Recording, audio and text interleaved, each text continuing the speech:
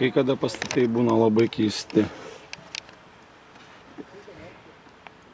Ir pagalvoju, kas galėjo taip sugalvoti, kad taip reikėtų padaryti. Keistos kolonos. Bet gal aš tiesiog nesuprantu, kam jos reikalingos.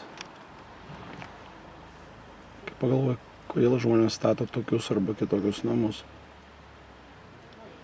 Kodėl atsiranda tokie dekoro elementai. Ką jie nori to pasakyti. Kaip jie save realizuoja. Daiktai, kažkaip daiktai drabužiai labai aišku, ką reiškia, kažkaip lyg tai atspindi save, bet tavo namas, tavo vartai, tavo dekoro elementai.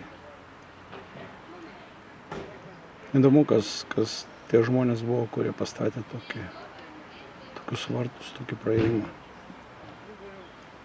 Labai sunku prognozuoti, numatyti, kas buvo prieš tai, ką tai reiškia ir kodėl jie tokie. Gal tiesiog jie nusižiūrėjo, o gal iš tikrųjų jiems tai labai patiko. Nežinau.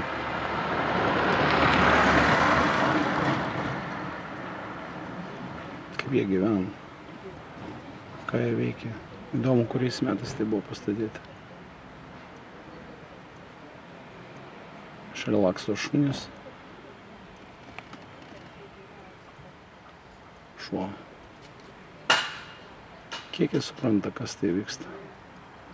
Ir iš visos jie supranta, kas vyksta. Gal.